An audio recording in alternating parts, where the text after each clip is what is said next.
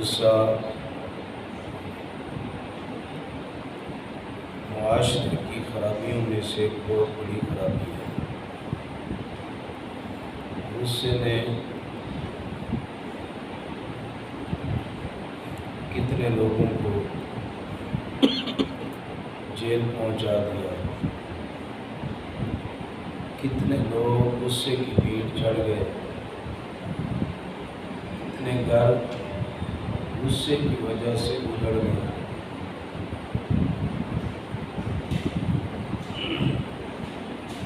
اور یہ سارے کا سارا غصہ وہ ہے جو حرام ہے۔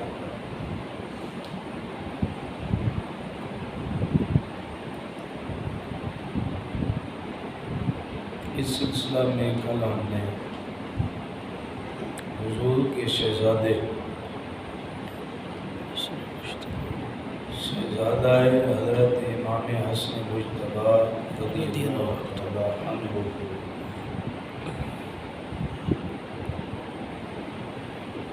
قرآن و حدیث کی روشنی میں دیکھا تھا کہ آپ نے اے ہوئے غصے کو کیسے کنٹرول کیا اور کیوں نہ کرتے۔ جس خان وادے کے آپ شہزادے ہیں، اس خان وادے کی تو پہچان ہی یہی ہے کہ اپنے ایذا پہنچانے والوں کو ایذا نہیں پہنچاتے بلکہ ہمیشہ معافی کا ان کے لیے اعلان فرماتے ہیں۔ کہنے کو تو ہم سارے آل بیت کے نوکر ہیں،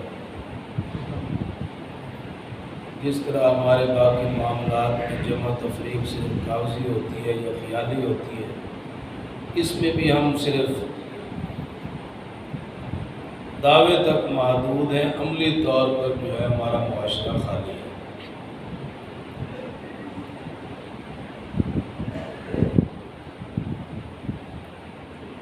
نبی رحمت شفیع معظم صلی اللہ علیہ وسلم نے آج سے 14 صدیاں پہلے یہ بات کہی تھی۔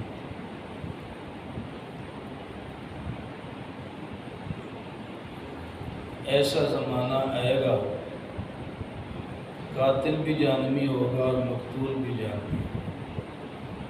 صحابہ کرام حیران ہوئے کہ قاتل کی تو سمجھ آتی ہے کہ اس نے جان ناحق ماری ہے، وہ تو جہنم میں جائے، لیکن جو مرا ہے وہ کیوں جہنم میں جا رہا ہے؟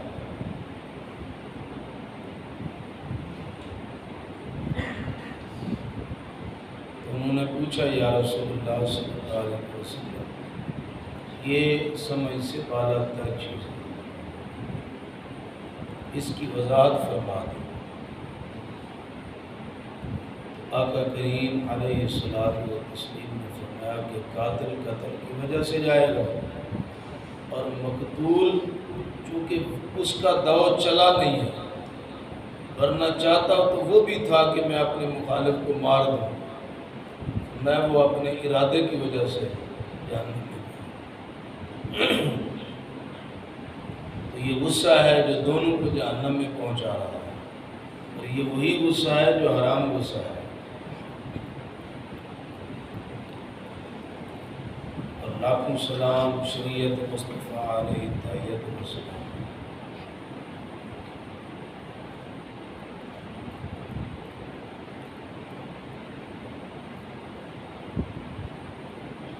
شریعت یہ کہتی ہے بندہ کھڑا ہے، غصہ آ رہا ہے تو بیٹھ جائے، بیٹھنے سے نہیں جا رہا تو لیٹ گیا، لیٹنے سے بھی نہیں جاتا تو پانی پی گیا۔ یہ آج جو ہے سائنس ریسرچ کر رہی ہے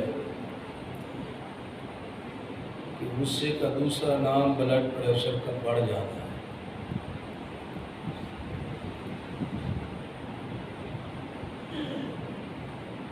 اور کوئی بھی مریض ایسا ڈاکٹر کے پاس جائے تو پہلا اس کا مشورہ ہوتا ہے کہ پانی کثرت سے پیا کرے تاکہ آپ کا یہ مرض کنٹرول ہو جائے۔ جہاں سائنس 14 صدیاں گزارنے کے بعد پہنچی ہے، مصطفیٰ کے دین نے ہمیں 14 صدیاں پہلے وہاں پہنچا دیا۔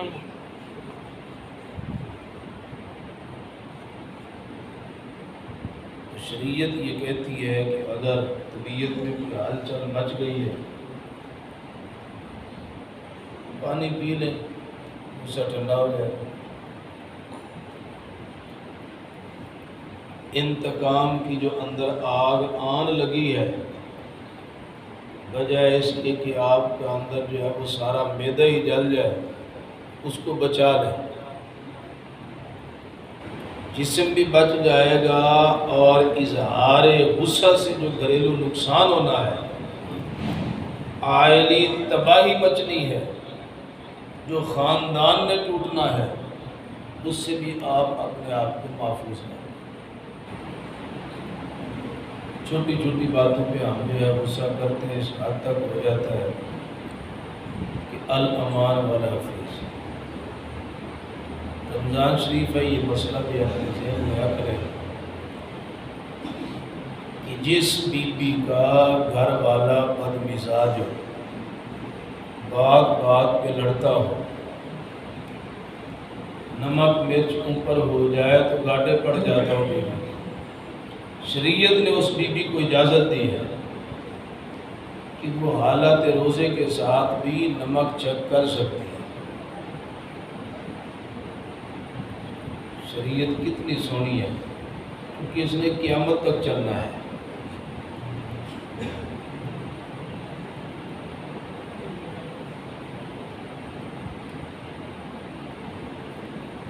یہ احساس ہر بندے کو نہیں ہو سکتا۔ اتنی اجازت شریعت نے دی ہے کہ منہ میں تھوڑا سا سالن رکھ کے بی چیک کر کے بعد اس کو نکال کے پھینک دے، یہ معنی نہیں ہے کہ اس کو نوش بھی فرما ہے۔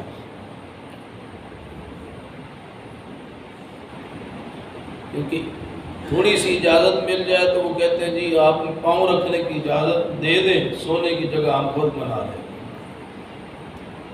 ایک دور وہ تھا، احساس سے ذمہ داری ہوتا نا، ایک دور وہ تھا کہ اگر کسی مسلمان کی نماز کی تکبیر اولیٰ فوت ہو جاتی تو لوگ اس کے ہاں تعزیت کے لیے اسی طرح آتے تھے جس طرح آج کل کسی کا گھر کا بندہ مر جائے تو لوگ تعزیت کے لیے آتے ہیں۔ یعنی اتنا دکھ اور تکلیف ہوتی تھی اس بندے کو کہ میری تکبیر تحریمہ جو ہے، تکبیر اولیٰ جو ہے وہ فوت ہو گئی۔ اب بتائیں ہماری ایک نہیں کئی نمازیں فوت ہو جاتی ہیں، بلکہ اکثر ایسے ہوتا ہے کہ جب ہم جنازہ پڑھانے جاتے ہیں تو پتہ چلتا ہے کہ یہ بھی مسلمان تھے، ہمارے محلے میں رہتے تھے، اور 20 سال جس امام نے محلے میں امامت کرائی ہوتی ہے وہ پہچانتا نہیں ہے کہ یہ بھی مسلمان ہے، کیونکہ وہ آئے مسجد میں کوئی شناسائی ہو، کوئی آمنا سامنا ہو تو پتہ چلے۔ تو یہ احساس اب نہیں رہا، اب قیامت تک دین نہیں رہنا ہے۔ صاحب زیر دین سے ہم دور ہی جاتے جائیں گے نا، جس طرح آگے جا رہے ہیں۔ اگر تھوڑی سی دین اجازت دے دیتا کہ بی بی جو ہے سالن چیک کرنے کے لیے تھوڑا کھا بھی سکتی ہے تو پھر اس نے آگے بھی چل پڑنا تھا۔ تو یہ شریعت نے گھر کے رولے کو ختم کرنے کو، گھر کے ماحول کو خراب ہونے سے بچانے کے لیے بی بی کو اجازت دی ہے کہ کسی لونڈی کا آقا ظالم ہے وہ بھی اسی طرح سالن وغیرہ چیک کر سکتی ہے۔ کسی بیوی کا خامد بد مزاج ہے، وہ تو اکڑا ہوتا ہے، وہ تو سمجھتا ہے کہ یہی میری سرداری ہے، جب تک میں اس کو بچھا نہ لوں جناب کیسے مانیں گے کہ یہ گھر کا سربراہ ہے۔ وہ تو اس اکڑ میں ہوتا ہے، شریعت نے اس کو بد مزاج کہا ہے۔ بد اخلاق کہا ہے۔ اب یہ کتنا بڑا انسان کے اوپر ٹائٹل ہے کہ وہ شریعت میں اللہ رسول کی نگاہ میں بد مزاج بد اخلاق ہو اور اس کو پتہ ہی نہیں ہے۔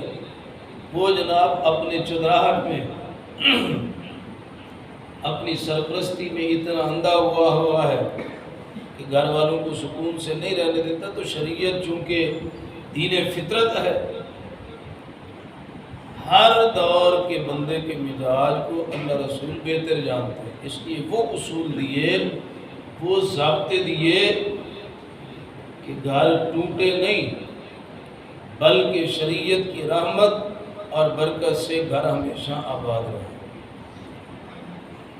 تو یہ وہ غصے ہیں جو غصے حرام ہیں، جن کے کرنے سے انسان جو ہے وہ کھوکھلا ہوتا ہے، تباہ ہوتا ہے، معاشرہ خراب ہوتا ہے، گھر سے سکون نکل جاتا ہے۔ ضرورت ہے اس امر کی کہ ہم اپنے اندر جو ہے ان چیزوں کو سیکھ کر اپنا مزاج ایسے بنائیں کہ جب گھر میں جائیں تو گھر والے خوش ہو جائیں کہ ہمارے لیے آنے والا جو ہے وہ اللہ کی رحمت بن کے آیا ہے، ہمارا احساس کرنے والا گھر کے اندر آیا ہے۔ اللہ تعالی ہم سب کو آقا کریم علیہ الصلوۃ والتسلیم کے صدقے سے عمل کی توفیق عطا فرمائے۔